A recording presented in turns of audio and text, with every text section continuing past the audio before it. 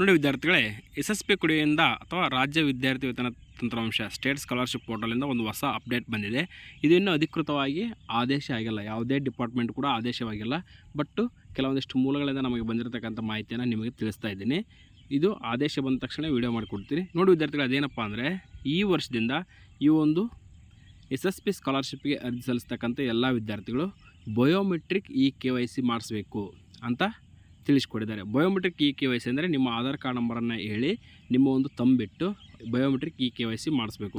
ಇಷ್ಟು ದಿನ ಏನಾಗ್ತಾಯಿತ್ತಪ್ಪ ಅಂದರೆ, ನೋಡಿ ವಿದ್ಯಾರ್ಥಿಗಳೇ, KYC ಅಂತ ಇದೆಯಲ್ಲ, ಇದನ್ನ ಕ್ಲಿಕ್ ಮಾಡಿ.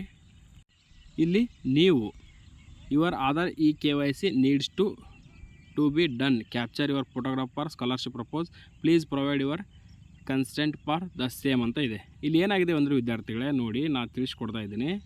ಈ ಒಂದು ಸ್ಕಾಲರ್ಶಿಪ್ ಬಂದುಬಿಟ್ಟು ಈ ವರ್ಷದಿಂದ ಏನಾಗ್ತಾಯಿದೆ ಅಂದರೆ KYCಯನ್ನು ಬಯೋಮೆಟ್ರಿಕ್ ಮೂಲಕ ಮಾಡಿಸ್ಬೇಕು ಅಂತ ಹೇಳಿದ್ದಾರೆ. ಯಾಕಪ್ಪ ಅಂದರೆ ಈ ಒಂದು ಸ್ಕಾಲರ್ಶಿಪ್ನಲ್ಲಿ ಆಗ್ತಕ್ಕಂಥ ಫ್ರಾಡ್ಗಳನ್ನು ತಡೆಗಟ್ಟಲು. ಅಂದರೆ ನೋಡಿ ವಿದ್ಯಾರ್ಥಿಗಳು, ಇದು ಏನಾಗುತ್ತಪ್ಪ ಅಂದರೆ, ನೀವು ಈ ಒಂದು ಸ್ಕಾಲರ್ಶಿಪ್ಗೆ ಅರ್ಜಿಯನ್ನು ಸಲ್ಲಿಸ್ತೀರಿ, SSP ಸ್ಕಾಲರ್ಶಿಪ್ಗೆ ಅರ್ಜಿಯನ್ನು ಸಲ್ಲಿಸ್ತೀರಿ. ನೀವು ಮೊಬೈಲ್ ಅಂದರೆ ಆಧಾರ್ ಕಾರ್ಡ್ ನಂಬರ್ ಹಾಕಿ ನಿಮ್ಮ OTP ಎಂಟರ್ ಮಾಡಿಬಿಡ್ತೀರ. ನಿಮಗೆ ಡೈರೆಕ್ಟಾಗಿ KYC ಆಗಿಬಿಡುತ್ತೆ, ನೀವು ಅರ್ಜಿ ಸಲ್ಲಿಸ್ತೀರ. ಬಟ್ ಕೆಲವೊಂದಿಷ್ಟು ಸಂದರ್ಭಗಳಲ್ಲಿ ವಿದ್ಯಾರ್ಥಿ ನೈಜತೆಯನ್ನು ಪರಿಶೀಲಿಸಲು ಈ ವರ್ಷದಿಂದ ಬಯೋಮೆಟ್ರಿಕ್ ನಿಮ್ಮ ಬಯೋಮೆಟ್ರಿಕ್ ಮೂಲಕ KYC ಮಾಡಿಸ್ಬೇಕಂತ ತಿಳಿಸ್ಕೊಟ್ಟಿದ್ದಾರೆ.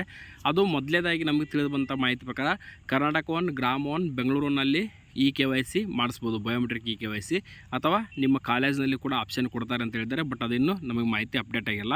ಈ ಮಾಹಿತಿ ಆದೇಶ ಬಂದಿಲ್ಲ. ಆದೇಶ ಬಂದ ತಕ್ಷಣ ನಾನು ನಿಮಗೆ ಅಪ್ಡೇಟ್ ಮಾಡಿ ತಿಳಿಸ್ಕೊಡ್ತೀನಿ. ಆ್ಯಂಡ್ ಇನ್ನೊಂದು ಮಾಹಿತಿ ಏನಂದರೆ, ಇದು ಒಂದು ರೀತಿ ಆದರೆ, ಇನ್ನೊಂದು ರೀತಿ ಏನಪ್ಪ ಅಂದರೆ, ಕೆಲವೊಂದಿಷ್ಟು ವಿದ್ಯಾರ್ಥಿಗಳ ಆಧಾರ್ ಕಾರ್ಡಿಗೆ ಫೋನ್ ನಂಬರ್ ಲಿಂಕ್ ಇರಲ್ಲ. ಅಂಥ ವಿದ್ಯಾರ್ಥಿಗಳು ಏನಾದರೂ ಈ ಬಯೋಮೆಟ್ರಿಕ್ KYC ಮೂಲಕ ತಮ್ಮ KYC ಮಾಡಿಕೊಂಡು ಸ್ಕಾಲರ್ಶಿಪ್ಗೆ ಅರ್ಜಿ ಸಲ್ಲಿಸಬೇಕು ಅನ್ನೋದು ಕೂಡ ಆಗಿರ್ಬೋದು. ಎರಡರಲ್ಲಿ ಒಂದಂತೂ ಕಡ್ಡಾಯವಾಗಿರುತ್ತೆ. ಒಂದು, ಎಲ್ಲ ವಿದ್ಯಾರ್ಥಿಗಳು ಕೂಡ ಬಯೋಮೆಟ್ರಿಕ್ KYC ಮಾಡಿಸ್ಬೇಕು ಅನ್ನೋದು ಒಂದಾದರೆ, ಇನ್ನೊಂದು, ಯಾವ ವಿದ್ಯಾರ್ಥಿಗಳ ಆಧಾರ್ ಕಾರ್ಡಿಗೆ ಫೋನ್ ನಂಬರ್ ಲಿಂಕ್ ಇಲ್ಲ ಅಂಥ ವಿದ್ಯಾರ್ಥಿಗಳು ಬಯೋಮೆಟ್ರಿಕ್ KYC ಮಾಡಿಸ್ಬೇಕು ಅನ್ನೋದು ಕೂಡ ಆಗಿರ್ಬೋದು. ಎರಡರಲ್ಲಿ ಯಾವುದು ಅನ್ನೋದನ್ನು ತಕ್ಷಣವೇ, ಅಂದರೆ ಆದೇಶ ಬಂದ ತಕ್ಷಣ ನಾನು ನಿಮಗೆ ಅಪ್ಡೇಟ್ ಮಾಡಿ ತಿಳಿಸ್ಕೊಡ್ತೀನಿ. ಅದಕ್ಕಾಗಿ ನಮ್ಮ NSK tech news Kannada YouTube ಚಾನಲ್ನ ಸಬ್ಸ್ಕ್ರೈಬ್ ಮಾಡಿ, ವಿಡಿಯೋನ ಲೈಕ್ ಮಾಡಿ ಅಂತ ಹೇಳಿ. Thank you for watching this video.